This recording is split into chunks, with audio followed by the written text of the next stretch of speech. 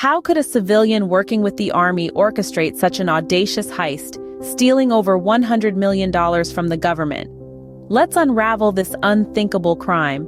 Meet Janet Yamanaka Mello, a 57-year-old civilian working for the Army at Fort Sam Houston in San Antonio, Texas. A grand jury indicted Mello on charges of stealing a staggering $100 million from the 4-H program, a scheme designed to benefit children from military families. Over a span of 6 years, she cunningly manipulated the financial strings of this program. How did she do it? Well, by falsifying receipts and expenditures, Mello managed to divert the funds into her own pockets. This was not a spur-of-the-moment act. It was a meticulously planned operation, executed over 40 times, exploiting her position as a civilian financial program manager. This was a woman who was trusted with the finances of a program meant to benefit the children of those who serve our country. But who was Janet Mello truly? And how did her work with child health contrast so starkly with the lavish lifestyle she secretly led? Janet Yamanaka Mello, a civilian financial program manager for the Army.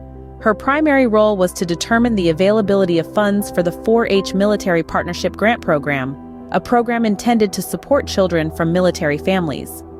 An integral part of her job was to ensure that the organizations that applied for these funds were indeed eligible. With her supervisor's approval, she would sign off on the funding award, triggering the Defense Financial Accounting Service to cut and mail the check to the organization in question. An admirable role, it would seem, working to support children of military families. Yet, behind closed doors, Mello led a life that was not just in stark contrast to her public image, but also funded by the very funds she was responsible for managing. Mello leveraged her position and the trust placed in her to lead an extravagant lifestyle. The funds, intended for children of military families, instead found their way to a UPS store mailbox near San Antonio, rented by Mello herself. From there, the checks would be deposited into her own bank account, funding a lifestyle far removed from the modest earnings of a civilian financial program manager. The lavishness of her secret life was only matched by the audacity of her scheme. Mello didn't just misdirect the funds, she repeatedly misused her supervisor's signature to authorize the checks. A signature that was supposed to act as a safeguard, ensuring that the funds reached the right hands, was instead used as a tool to further her deceit. A life of service on one hand, a life of luxury on the other, all built on a foundation of deceit. Janet Yamanaka Mello, a woman who wore two faces, expertly juggling her roles, playing the part of a dedicated public servant while living the high life on stolen money. It's a tale of contrasts, of double lives, and a grim reminder of the lengths some are willing to go for personal gain. In a system designed with checks and balances, how did such a massive fraud go unnoticed for so long? It's a question that many of us are grappling with. Janet Yamanaka Mello's elaborate scheme seemed to have slipped through the cracks of a system that was meant to prevent such oversights. But how? Let's take a closer look at the process of awarding funding within the 4-H program. Mello's role as a civilian financial program manager placed her right in the middle of the action. When organizations applied for 4-H Military Partnership Grant Program funds, it was Mello who determined their eligibility. Once she gave the green light, her supervisor would approve the funding award. Mello would then sign off on the award, sending it to the Defense Financial Accounting Service, or DFAS. This service was responsible for cutting the check and mailing it off to the deserving organization. However, Mello manipulated the system, directing the funds to a UPS store mailbox she rented near San Antonio. She cleverly bypassed the checks and balances in place, depositing the checks into her own account. Her actions were both cunning and audacious, a stark reminder of the lengths some will go to exploit loopholes in the system. The DFAS, a key player in this process, was effectively outmaneuvered. This begs the question, how effective were the checks and balances in place?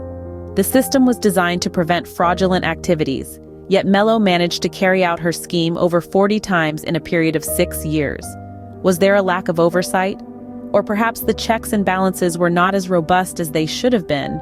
Indeed, these are troubling questions that must be addressed. The very essence of checks and balances is to ensure transparency and accountability, to prevent one individual from having unchecked power. Yet in this case, it fell short. It's shocking to think that such a scheme could be carried out right under the noses of those meant to prevent them.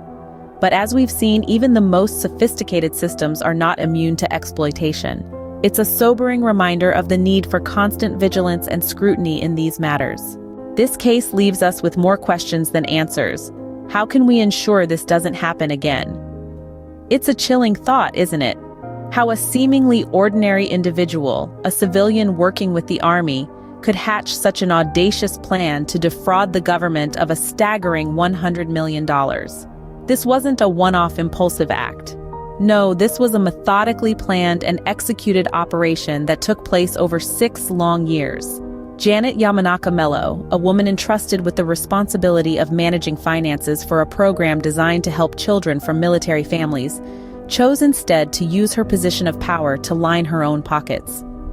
But let's not forget, this isn't just about Mello. This is a glaring example of a system that failed to catch the discrepancies, the red flags that should have been apparent.